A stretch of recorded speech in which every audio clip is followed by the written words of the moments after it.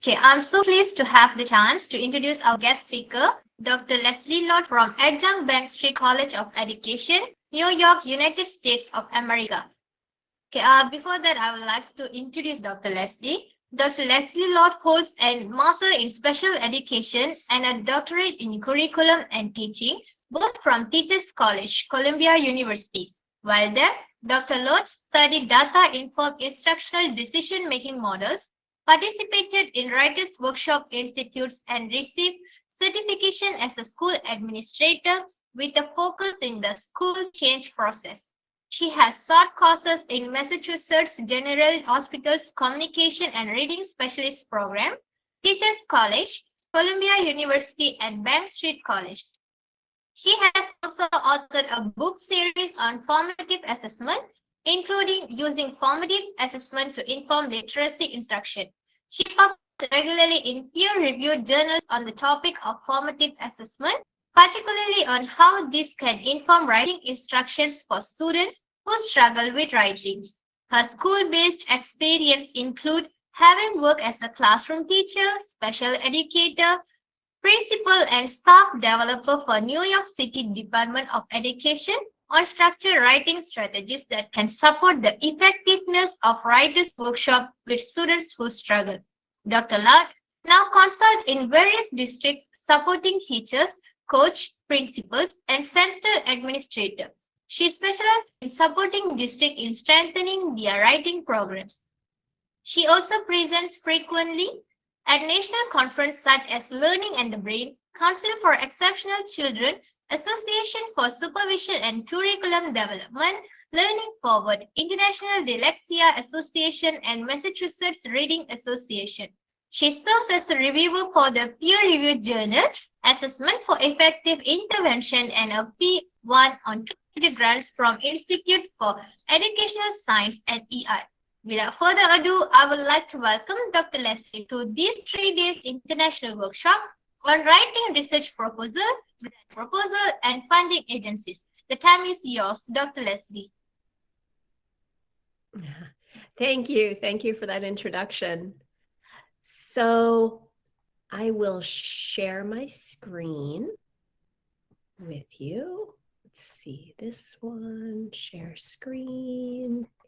Share, can't share your screen. Okay. Share your entire screen. Okay. Share. Okay. Google Chrome might not have screen recording. Let's see. I'm trying to share my screen, a tab. Okay. Let's see if this one works. Share. Yes. Okay. All right. Can you see my screen? Yeah. Yes. Yes, Dr. Okay, wonderful. Yes, Doctor. Terrific. Okay. All right. Yes, it is. Okay. Terrific. So I'm going to dive in and talk about tips and advice on writing grant proposals. What I'll do is start by sharing my story, the grant proposals that I've written, and then I would love to hear from you actively in chat, just giving you a forewarning. In a couple of minutes, I'll ask you to share what are some grant proposals that you might think about writing, or areas that you're interested in writing broadly or specifically grant proposals. That will be helpful for me to know as I'm going through this presentation. So again, I'll start with my story, and then I'll go into tips and advice. So as an agenda, I'm going to speak about what you can do before even searching for RFPs. And by RFP, I mean request for proposal. There are other names that are out there for what we would call a grant opportunity. In the USA, they're commonly called RFPs. In other countries or other parts of the world, they may be called something else, but they're all basically just grant opportunities. And the two major ones to keep in mind, there are two buckets. There's government grants, and then there's private foundation.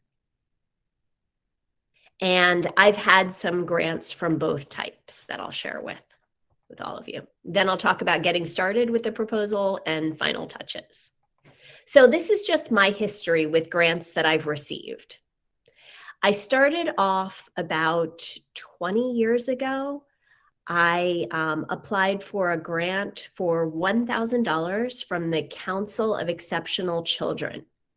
And it was way back when I was first getting interested in writing instruction. And I was collecting samples from students before I taught them and after I taught them. And I wanted help from a graduate student to score these samples. And so I wanted to have a way to pay graduate students to do this unbiased, distant, blind scoring. And so I applied for a $1,000 grant in order to, and I had to search the various organizations, and CEC is more like a foundation, Council for Exceptional Children. It's a nonprofit, and it gives away these small grant opportunities. I think I was a member of the organization, and I think you have to be a member to apply, but I'm trying to remember how I found it. It may have just been advertised in one of the journals that I read, or I may have gone searching. But this is what got me started. It was sort of addictive. I wrote to them and I made my proposal and I filled out their application and I got the one. I still remember like flashbulb moment. It was so exciting. I opened up this check and there was $1,000 in it. And I was able to use that to fund paying these graduate students to score my writing from my students, the pre and the post. And then I ended up writing a research study, which is available. I can share that with you. I'll send some references after I speak, but that was the beginning of my journey. And that was very exciting because that was when I realized that I could get, have my research subsidized and covered. So my next grant was then Council for International Schools. So I taught at the United Nations International School in Manhattan. And we were a member of CIS, the Council for International Schools, and we wanted to do a research project. This was almost 25 years ago. We wanted to look at how technology was used in international schools. And so I and a colleague applied for a $5,000 grant in order to go on a research trip and then write up a report in the end on how technology. So we visited India, we visited Switzerland, and I think my colleague visited Cambodia and Vietnam. And we went to these 4 different countries and we visited schools to figure out how technology was being used. And then we ended up submitting a report and doing presentations at the annual CIS conference that I think was held in Nice, France. So that was really nice because it was it funded very nice hands-on research so that we could really learn. And this was way back in the days when technology was just getting started and how it was used in these schools. So that was just, again, it's really fun when you get you've been accepted and then when you start doing the research. And the nice thing about a grant project is that you have to write up a report and present in the end. So it forces you to synthesize and then you get feedback from your audience. So that was incredibly fun. And we went from 1,000 to 5,000, which was nice. Then my next grant was through the International Literacy Association, which I believe is also a nonprofit. And they were giving away $5,000 in research, $7,000 in research. And I think we applied for both, my colleague and we ended up getting, I think it was the $5,000. And that was again to study writing instruction and to do a bit more coding of student writing. Then after I succeeded with that, I told a school where I was working, where I was consulting about this grant, and I encouraged them and helped them write it up, and then they got it too. So we ended up getting $10,000 in funding for the research that I was doing. And again, what I do is I'm a research scientist who studies literacy development, particularly writing instruction. So this is just sort of my journey, how I began, how I found out about these. I think at this point, I knew now that I could get these grants, and it was such a high. It's a high when you get the yes, but it's even more of like a dopamine rush when you're writing the report, submitting it, getting the feedback, presenting at the conferences. So I think I was at this point surfing the internet and keeping a spreadsheet of all the different organizations. Then my next was Learning Forward. And that is an organization for adult learning. And this was once again the same thing. I applied writing instruction. That's been my area of expertise. So I applied with a school in Wayland, Massachusetts. They got the $10,000. They brought us in. We did the professional development and we gathered the student writing data. And then I helped yet another district get that. So that turned into a $20,000 grant, which was nice. Then the big one. So in the United States, I'm sure that you have equivalent organizations in all of your, the Malaysia and India. I'm not familiar with the names of the different organizations. I know in the UK, it's EEF, Education Endowment Foundation. But in the United States, IES is the Institute of Educational Sciences, and it's our national, federal, countrywide Department of Education. And they're the big one. And I was asked to be a consultant. I was asked to be a consultant to this IES grant for somebody else who had gotten it. And I applied, I think, almost 15 to 20 years ago. Let's see, my oldest child was a baby. So it was about 20 years ago that I applied. And I got rejected. I didn't even get through the first level, but I went through all the steps. And something was really like driving me because it was a lot of work to go through all the steps. But I applied for, I think it was a 1.5 million. And I got rejected. And then I applied again. And this time I was part of a hefty organization and we again wanted to study writing. And again, we got rejected. And then in 2015, I applied again and again, got rejected. But each time I was getting through a little bit more of the levels and getting more and more specific feedback. And I've learned that there's an at least 5-to-1 rejection rate. And you just reapply every year for these. And so 2015, I applied for one, got rejected. 2020, I had my whole team together. I had all my rejection letters. I applied again. And this time I got it. And it was for a $1.2 million grant. And it was 2 phases. The first phase was a $200,000, which I got, and I fulfilled all the requirements. And now I've applied for phase 2, and fingers crossed that works out. But now, because I received that, I had status as a principal investigator, a PI. So again, I'm sure that these terms differ in different places. But once you've been the primary recipient of one of these larger grants, it gives you a status and a heft that makes you more likely to get the next one. So as I said, I received the $200,000. I went through all of the steps, completed that process, and I've reapplied. And I should hear in a couple of weeks on whether I received the second part of that. But in the meantime, I went ahead and I applied for an 11.5 million with a whole team, and we received it. So last December, I became PI, primary investigator, with 3 people. I'm one of the co-PIs. American Institutes for Research, our evaluator, is the other co-PI. And then our main primary PI is somebody, Laura Hauerhaus, who's at Providence College. And so I'll share with you all of the steps and tips and everything that I have, but we did get that 11 million. And right now I have 2 in the hopper. I have a 1 million to develop a course for teaching writing.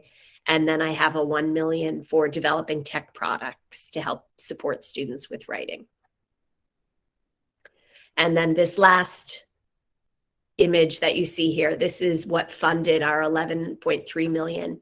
And that one's really exciting because that's the highest level that you can reach. It's called a Goal 3 or an I3. And it's what you get once you've had smaller grants. It's called a scale up. And it's where you're scaling up evidence-based practices.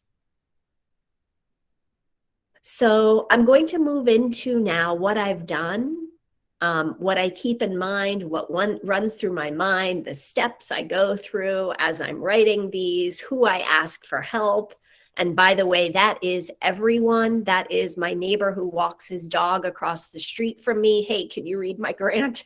That is somebody I met in the grocery store while we were picking avocados. Hey, I have a grant. Can I send it to you? Can you read it?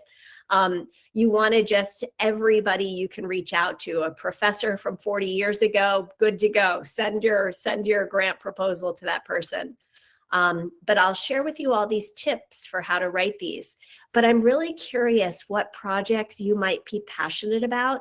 And all I would say is just dream big. The bigger your vision, the more likely you are to get people excited and inspired and want to support you with it. So can you go ahead into chat and just load in some areas, maybe agriculture. I don't know all the different domains that you work in, but what is an area that you would love, that you have a project in mind or that you'd like to think of a project for, but an area that you have expertise in that you'd be interested in writing a grant for?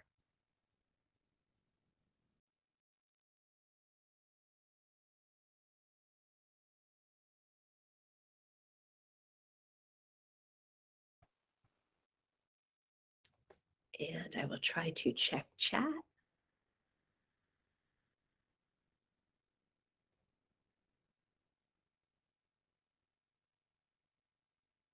And feel free to unmute as well. If you'd like to unmute and just tell me what area are you interested in, or would you be if you're not even looking at grants right now, but now I've shared my story and maybe you're thinking about a grant you'd like to write, feel free to unmute.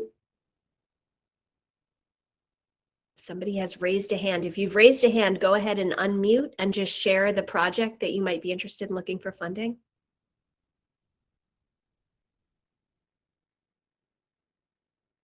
Nice, nice. Somebody has written human resource and labor relations. That's a huge equity piece. That's a huge human rights piece. My current thing right now is I want to write another grant to get marketing, to market to schools and teachers the need for scientific-based decision-making around what to teach and how to teach, because right now schools are using all kinds of approaches that have no evidence that they work. Biosciences, SSIHL, neurotoxicology. Okay, thank you.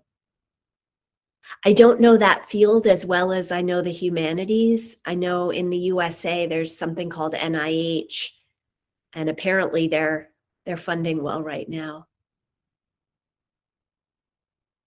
UGH and humanities.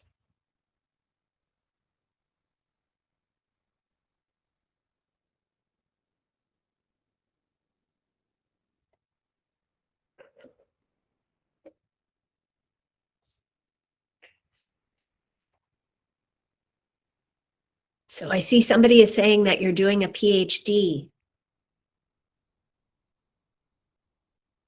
There may be small organizations that help fund PhD research and that can fund projects along the way.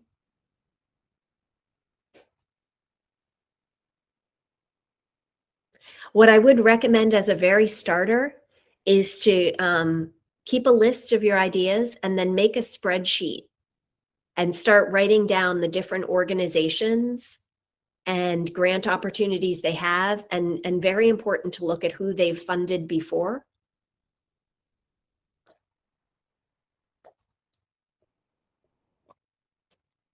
Okay, all right, I'm going to carry on. Is my screen large enough? If anybody can write into chat, I can't figure out how to make it larger, but are you all seeing it? It's large? Okay, okay, nice. Okay, all right.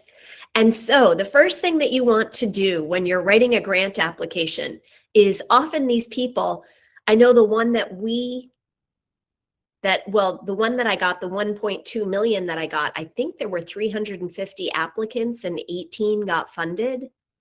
And I think the next one that we wrote, there were 180 applicants and then 20 got funded. So these reviewers are reading a lot of applications. So you really want to think about making yours stand out. I know everybody says that, but you really want to inspire and tell a story. And that's hard because when you're first just writing your grant, you just want to get all the nuts and bolts right, but you want to dream big and you want to envision a new world that is better than today's. And you want to convey that all through your grant and keep anchoring back to that new world. And explain how your project is going to bring a new world into being. Okay, so now I'll just share some general tips, and I'd love this to be a conversation. Feel free to unmute, ask questions. I'll keep watching the chat to see if any questions come in. The first thing that you want to do is set your focus. And so for me, that was writing instruction. Some people in here have listed neurotoxicology or human resources and labor relations.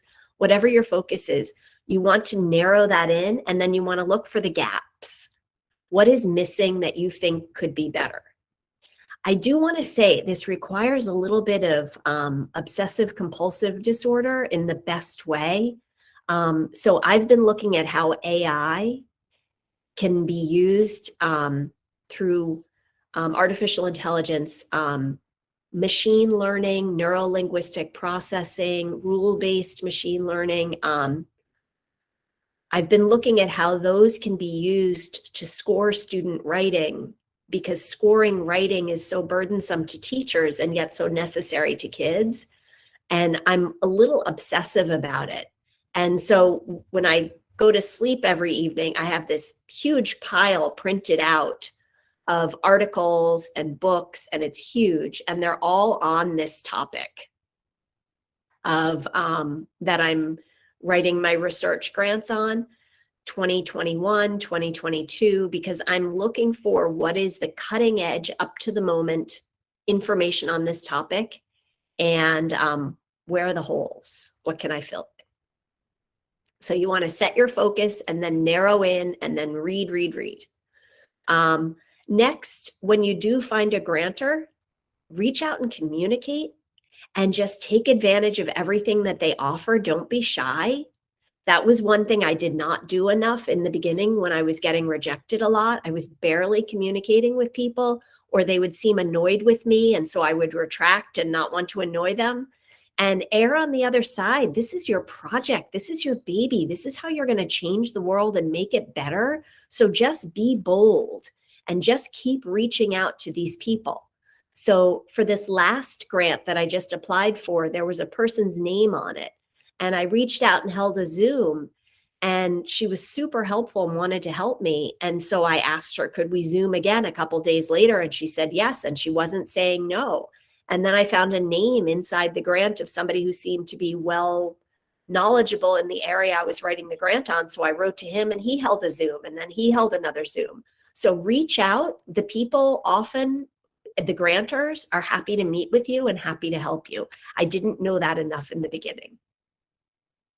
Then you want to emphasize what makes you different. I'll show you some examples. And as I said, find all the supporting research. Check every nook and corner everywhere to see what other people have already done. It helps to go to conferences, but I can't get to the conferences right now. And I've been nervous about COVID. Too bad for me, got it anyway. But I haven't been going to conferences, but I've been sort of stalking the conferences, seeing who the speakers are, and then checking out to see what their latest research is. And then this is our differentiator. I save data. If you can go in with any kind of data into your grant proposal, they really appreciate that. And so this data, what you're seeing in this slide is every single school and district that we've ever worked with to bring evidence-based practices that have been through rigorous scientific studies to schools. The light blue is the year before the schools have taken on and taught these approaches. And then the black is the year after. And we see these dramatic gains in every single school. And this is open, public, published data. And so it's verifiable. And I give a sheet that has all the links, and my grantor can look and verify and check and see that, yes, this approach that is shown in the scientific research to work, it's also working in the schools where Leslie is supporting them in learning this. So this is a big differentiator for me, because there's a big problem in our in the field of education that we have these evidence-based practices, but then we don't always know how to bring them into classrooms and get them to work there as well. They work in research studies, but not necessarily in real schools and classrooms. And so my differentiator, the data that I was able to include in my grant proposals, showed that I was solving that problem, and that I was coming up with ways to solve it at even greater scales if they would fund me. And because I had these successes and data to back it, they were listening to me. And then this is just that obsessive reading the research over and over and over, and then making the case for patterns that you see in the research. Okay, so now you've got a grant project in mind, you've got some of your own background, and I just applied for another 1 million. I'll hear about it in a couple of weeks, but I'm hopeful. And in that, I included data from a pilot study that I ran completely independently that was not funded. And I included survey data from the teachers. I included comments, qualitative data.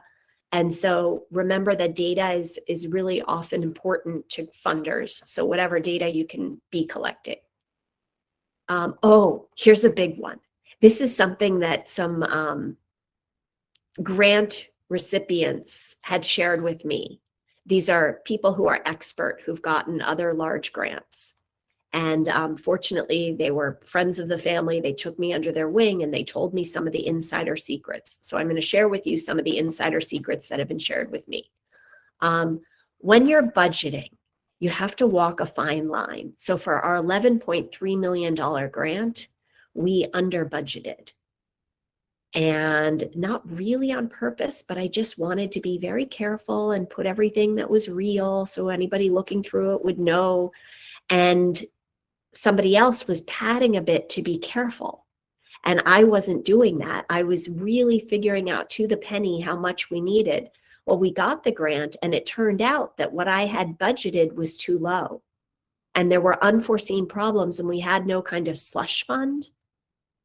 We've ended up sort of dealing with the problem, but when it's 11.3 and you're working at this million and you're working at this big scale, you got to get the budget right. So be careful that you do not under budget. That said, I've only recently begun to realize that there's a game you have to play, and your hourly rate has to be very low.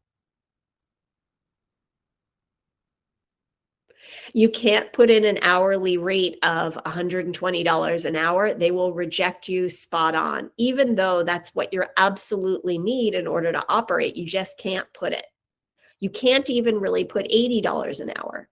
65, 70 at the outside is the magic range. I had no idea, none, until this person told me. And I think that's a big reason why I got the 1.2 million that I applied for, was I knew this budget trick. And so I put in my own labor rate at like $60, $65 an hour, which is not something sustainable.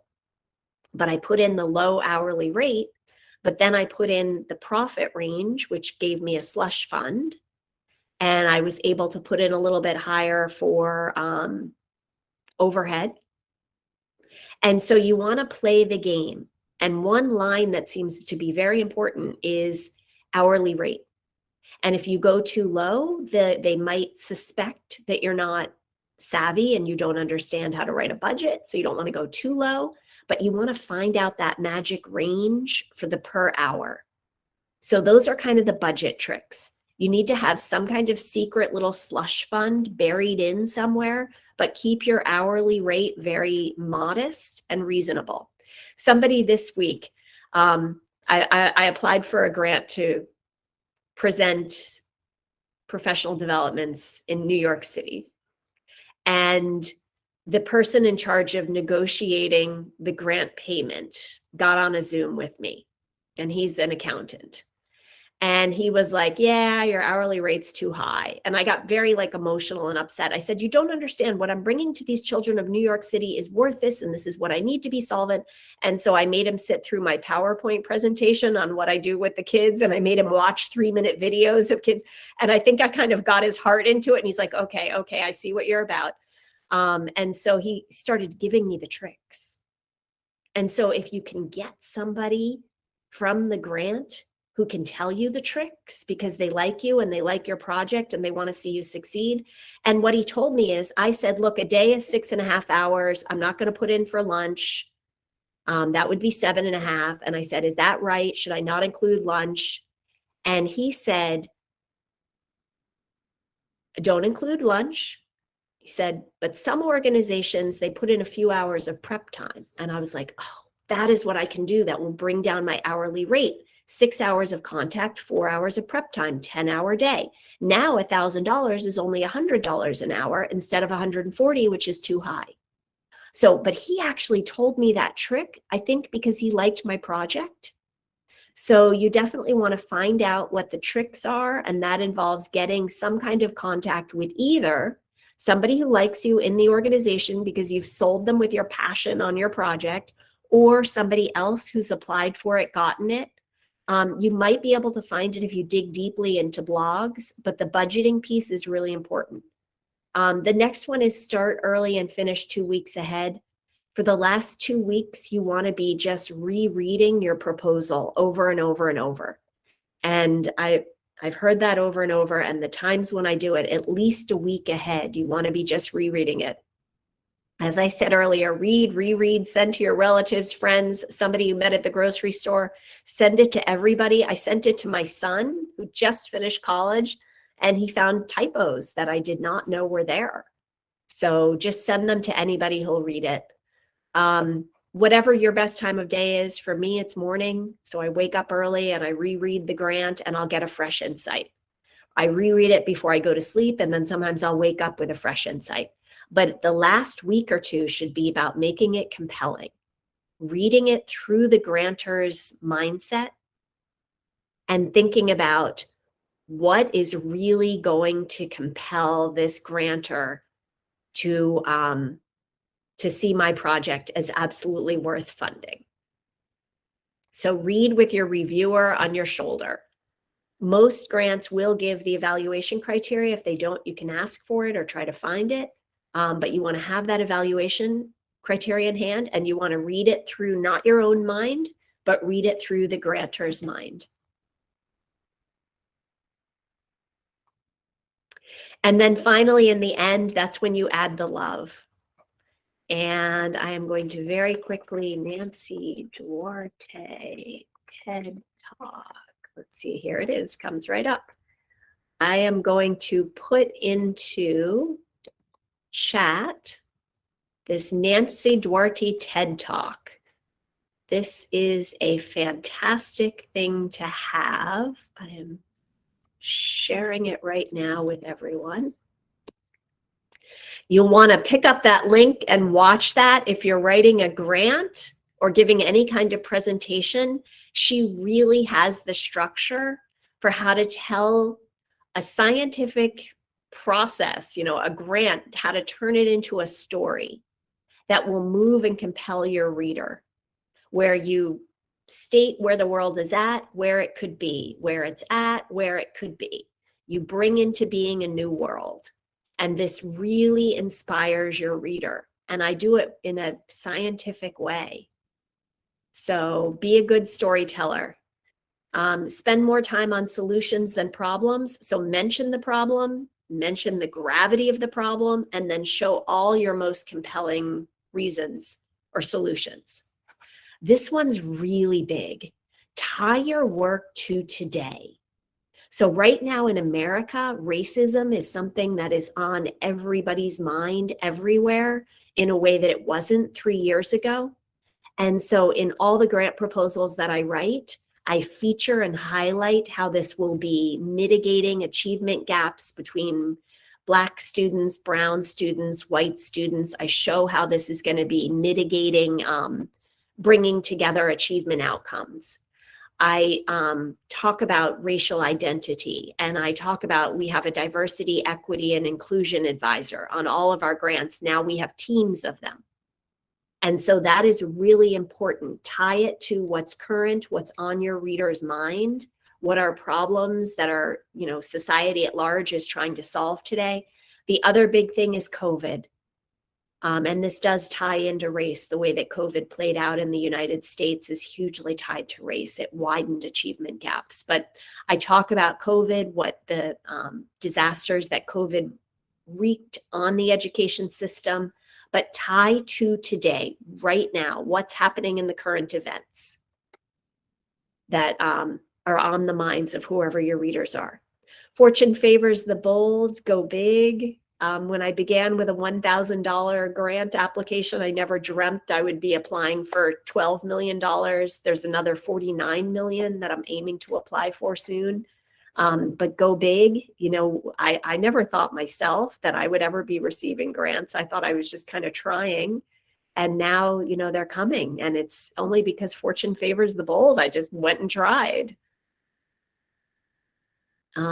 Submit early, always submit it a few days early. You could get hit with COVID and unable to read it in the last few days, but I always aim to submit a week ahead.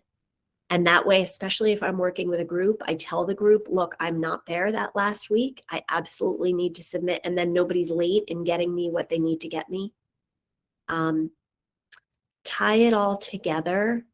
People may read it quickly. So I am going to open up and show you one of my most recent grant applications.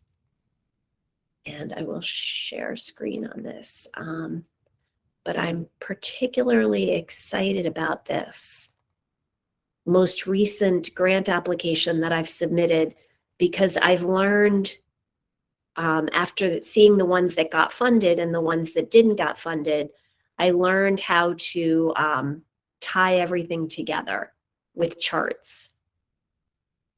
And so I'm going to show you an example of a chart. Yeah, here's a chart. You want to have like a pithy one-page roadmap, because you can have ideas, that are here, and this idea, and your reader can be sort of, how does this all fit together? You definitely want to include, let's see, I'm going to stop presenting and now start presenting your entire screen. Let's see if this all works. Can't share your screen. Okay. Okay, I'm just going to bring this right in then. Put it in the PowerPoint, and I'm going to share this with you. Okay. So again, this is breaking news from the most recent application that I've done.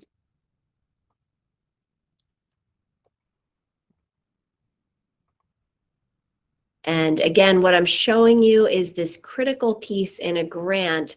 Usually the grant will ask for it, but if it doesn't, you want to make sure that you have this one page where you're tying everything together. Sometimes it's called a logic model.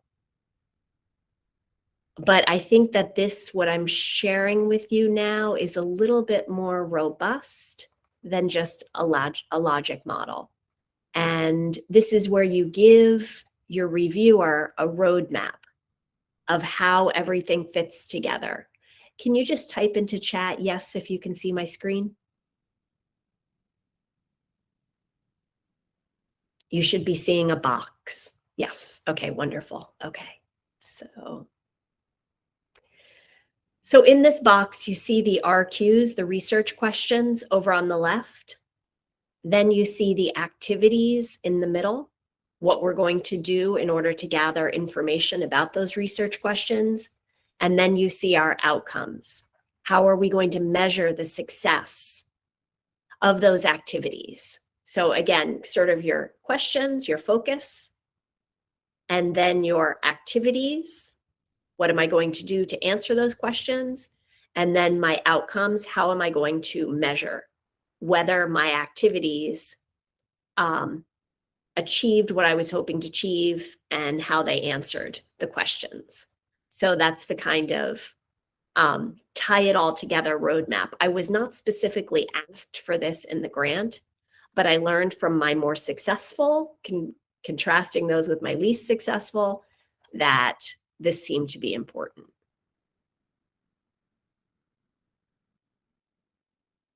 So I wish you all good luck in pursuing whichever grant projects you're interested in looking at. And I hope that some of these tips will stay with you and bring you that luck. I would say it's a game of perseverance. I was rejected 80 to 90% of the time. I'd put in a lot of blood, sweat, and tears in order to submit grants and did not get them. Lost many, many hours. I've heard again that there's a 5-to-1 rejection to success rate. And so you just have to keep trying and stay at it and stay at it.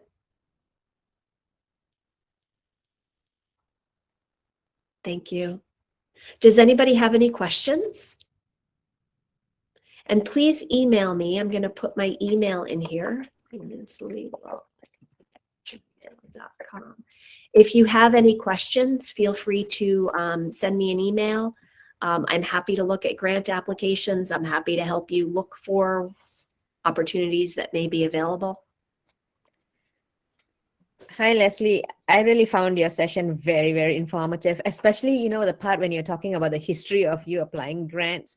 See, that was very helpful for me because it's always very terrifying, experience to actually write a grant, not knowing what to put in. And I think the information now I know. I especially love the part where you say, where you created the data, the graphs to show the before SRSD and after SRSD. I think that was really, really helpful because then I say, oh, now I have to collect data when I'm going to write my grant. Yeah, collect pre-data. They love preliminary pilot study data. Yeah, so that was really good. I mean, I don't have a question, but I really was like learning like everything. So this is what you did. And I'm also happy that you shared like the number of times you got rejected. So it's not like, it's always like, oh, it's always me that gets rejected. So now I know that, others are also experiencing the same thing. Thank you.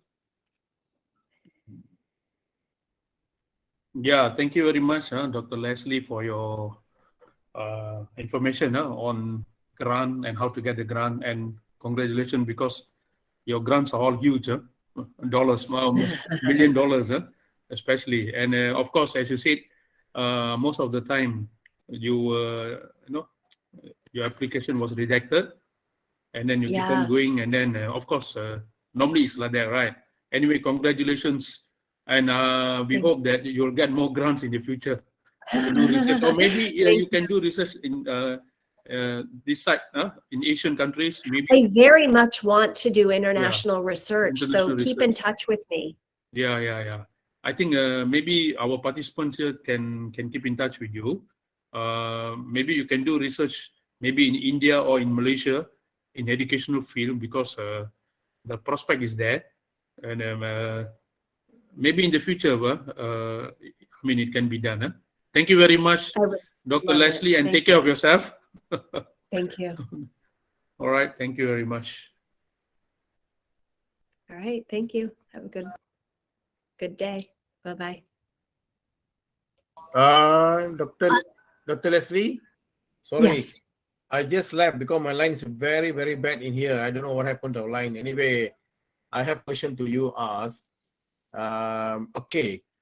The grant is very important for the lecturers and scholars. When my opening speech just now, I already mentioned to that there's a different to get the international grant. So you already share some of the tips, but I really want, because the grant amount is not important for me. Amount not important. You know, amount can be 1,000, like you say, 1,500. Even when I got my first grant, it's only 1,000 ringgit. Ringgit Malaysia, which is about 250. First grant when I come from lecturer, I don't be shy, because that 1,000 the 1,000 ringgit for me is very important. And I start the literature review research, only literature review. But from 1,000, I already been to getting a lot like 100,000 and so on. And then I'm getting from many countries around the world, even ILO, World Bank, and in fact, I'm dealing with the need. But the problem I want to ask you, give me 3 main tips, to immediately when they see your proposal, what are the content of the proposal, which they're looking.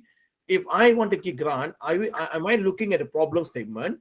Am I looking at literature review?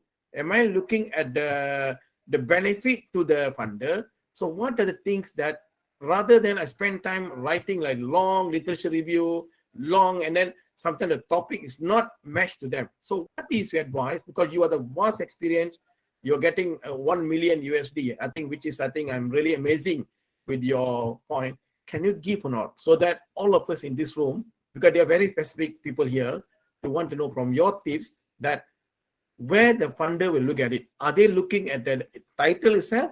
Sometimes funder look at the title, then they say this is the worst title, I rejected title. Or do you want to see the abstract? Sometimes they will look at the abstract. Maybe you look at research problem. So how to attract? The moment they read proposal, yes, I'm giving to you, something like that. So Dr. Leslie, please share this one to all of us. Thank you, Doctor. That's my question, Doctor. Yeah. So to answer that, as I said, generally speaking, and this is only general, there are 2 main buckets of funders. One is the private foundations. 2 is the US government. And the private foundations, I'm thinking out loud right now, I'm wondering, WHO, like the World Health Organization, the UN, the NGOs, all of those, I think they would be, even though they're nonprofits, I think they're more like the foundations. They're more cryptic. They're more shrouded in uncertainty, and they're less open. So I don't know as much how those work. I don't know if it's the title, if it's the abstract. I think if they put out a request for proposals, obviously you have a better shot. What I like about the federal government is they have to be transparent. And so they have to post. If you put SRSD, I can't share my screen right now, but if you put SRSD EIR, if you put that into a search engine, you will come across my grant proposal. And it is a beautiful thing because the proposal is up, the abstract is out, and all the reviews are posted openly. So the reviewers have to read the entire thing. They can't read the title and say no good. They can't read the abstract and say forget that. They have to read the entire thing. So that's why maybe putting your time into a more transparent grantor makes sense, because these people have to read the whole thing, and what they type up in those boxes becomes public, and they look bad if they don't read it all very carefully. That said, I don't know how it's working with the NGOs and the World Health Organizations and all. That it might be who you know, who you submitted to. Yeah, I think the title should speak to something that pulls at their heart and feels incredibly important and like an issue worth solving right away. Am I answering the question?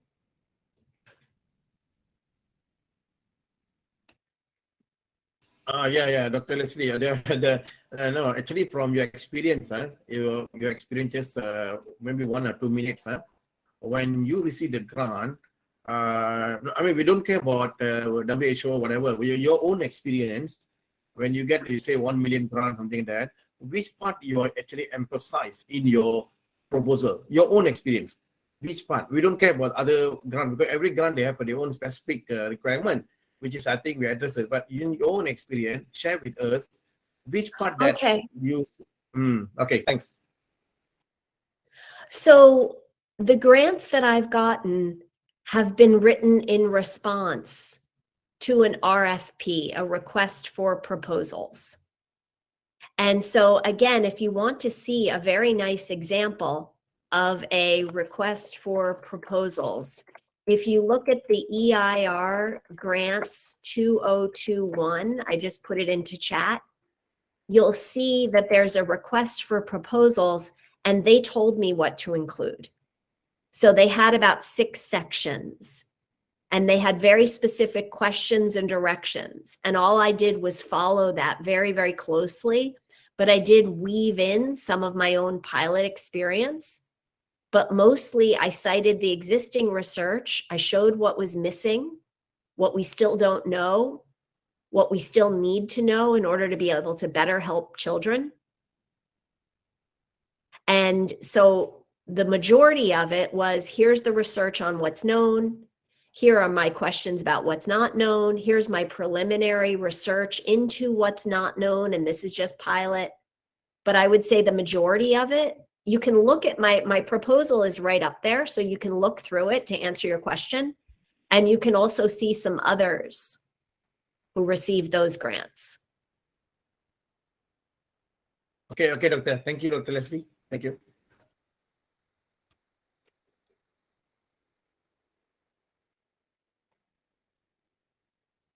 Anybody else? So I have to say, I've spent a lot of time in India, months and months at a time, and Malaysia as well.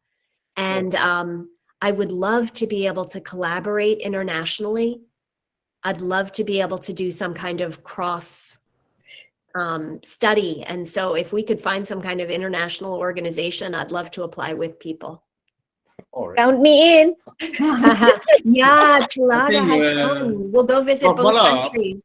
Prof. Bala, I think you should work out with on this proposal by Yeah. Leslie. Yeah, Doctor.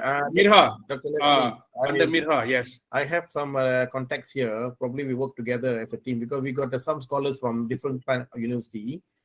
So we TJ can come in apply, as well. multidiscipline, and then Dr. Ganesan also from the Teaching Training College, so can be part of that. We can discuss further how to enhance the. Include me, please. Sure. Yes, No yes. problem. TJ, 100%, you are important person. without a doubt. So we need to have a Asian perspective because the research that we are going to do, maybe we see collaboration between region, maybe India, USA, and Malaysia and ASEAN, maybe Indonesia.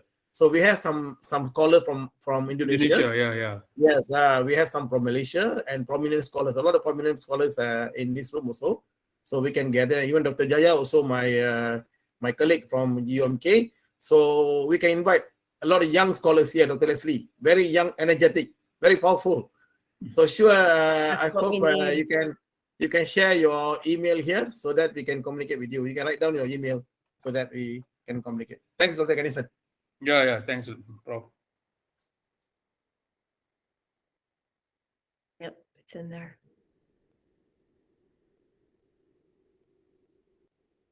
But yeah, I just want to echo what you're saying. I'm in 35 years in. We need that new energy of the youth and the bright minds and all that the youth is bringing. So very much I want to support bringing in all the different generations. Yeah, sure. Sure, Dr. Leslie. Thank you, Dr. Leslie, for sharing your expertise with us. And then thank you all. We appreciate your being with us today.